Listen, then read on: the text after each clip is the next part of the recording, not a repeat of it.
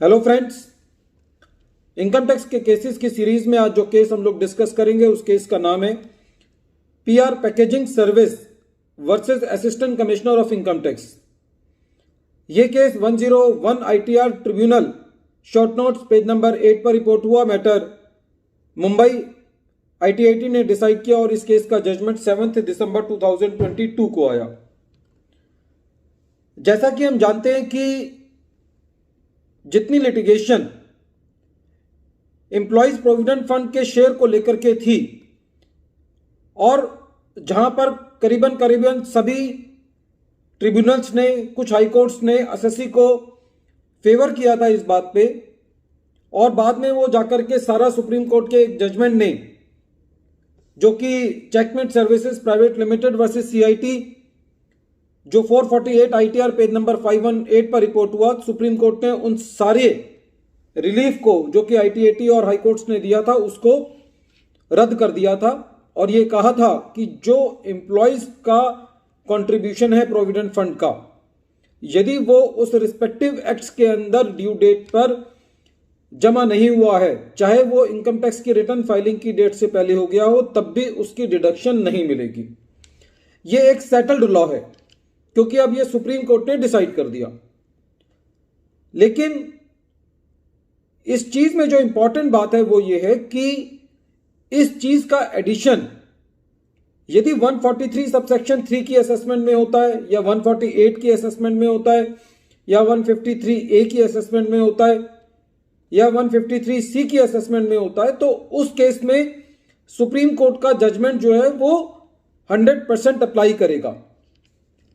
लेकिन जैसा कि हमने देखा है कि CPC section 143 subsection 1 clause A sub clause 4 के अंदर एडजस्टमेंट्स कर रहा है।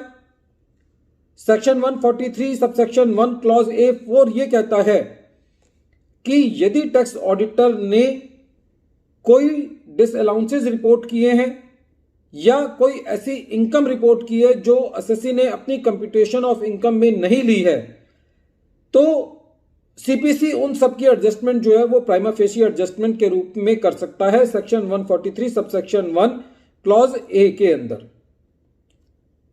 अब मुद्दे की बात यह है कि जो सीपीसी ने एम्प्लॉयज प्रोविडेंट फंड की डिसअलाउंस की है, क्या वो प्राइमा फेसी एडजस्टमेंट में आती है या नहीं। इसके लिए जो सबसे इंपॉर्टेंट बात है वो ये है कि हमको टैक्स ऑडिट रिपोर्ट का जो कंटेंट है वो देखना है।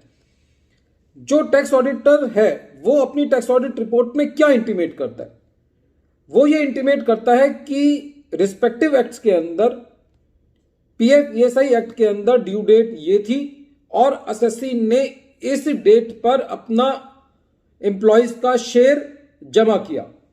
खाली टैक्स ऑडिटर इस चीज को रिपोर्ट करता है, ना कि इस चीज को रिपोर्ट करता है कि ये डिसअलाउंस है, डिसअलाउंस का अमाउंट इतना है।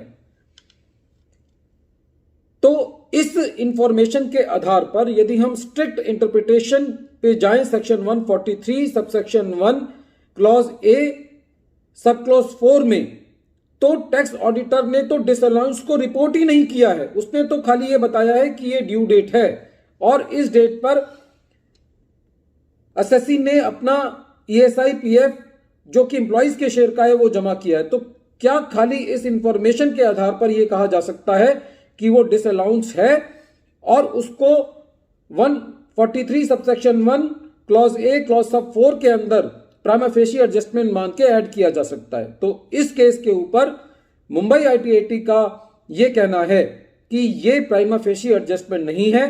यदि असेसिंग ऑफिसर को इसकी एडिशन करनी है तो या तो वो नॉर्मल स्क्रूटनी में की जाए या वो 148 लेकर के की जाए, लेकिन ये adjustment section 143 subsection 1 clause A clause 4 के अंदर नहीं की जा सकती। ये केस का इंपैक्ट ये है कि जिन भी केसेस के अंदर सीपीसी ने ये एडजस्टमेंट की है, इस केस से उस केस उन सभी केसेस के अंदर एक बहुत मदद मिलने की उम्मीद है। वीडियो के अंत में एक बार फिर मैं केस का नाम रिपीट कर रहा हूं। केस का नाम है PR packaging service versus assistant commissioner of income tax और ये case 101 ITR short notes tribunal page number 8 पर रिपोर्ट हुआ। मैटर 7 दिसंबर 2022 को डिसाइड किया गया। Thank you friends.